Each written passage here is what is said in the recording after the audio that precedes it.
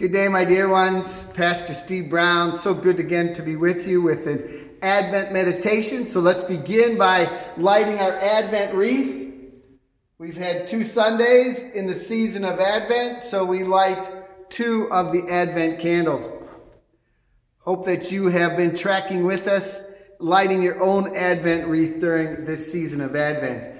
We've been talking about waiting and the spiritual value of waiting during this Advent. Pastor Mike preached a wonderful sermon this last Sunday about waiting with expectation.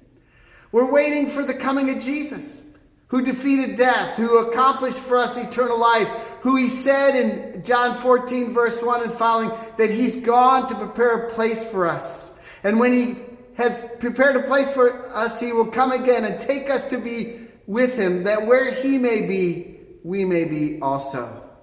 And we might ask the question, what will that place of eternal life be like?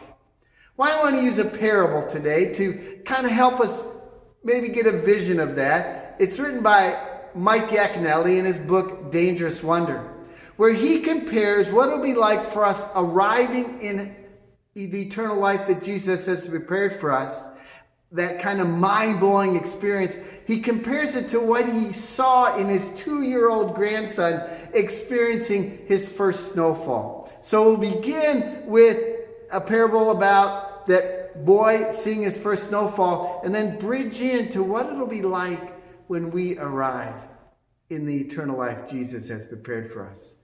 The 2-year-old boy in his first snowfall. He glanced around, then quickly stopped. Wonder filled the air. His eyes stretched wide with astonishment as though the only way to apprehend what he was seeing was for his eyes to become big enough to contain it all. He stood motionless, paralyzed. It was too much for a 2-year-old, too much for a 61-year-old, too much for an any-year-old. Just behind his large eyes, you could see sparks flying from the cross currents of millions of electric stimuli overwhelming the circuit breakers of his previously small world. His mind was a confusion of strange, conflicting realities. White, cold, floating, flying, tingling, electric, landing, touching, sparkling, melting, causing an overload so great, so overwhelming, he simply fell backward, a slow motion landing in the billowy whiteness. So now close your eyes, and with that in mind, imagine what it's going to be like when you arrive in the place that Jesus has prepared for you. You feel arms underneath your body, scooping you up and setting you on your feet. The hands that were under your arms immediately pull you into an embrace. When you open your eyes once again, you see over your rescuer's shoulder the crowd that's gathering there. Excited whispers fill the air, using your name, saying, "You're here."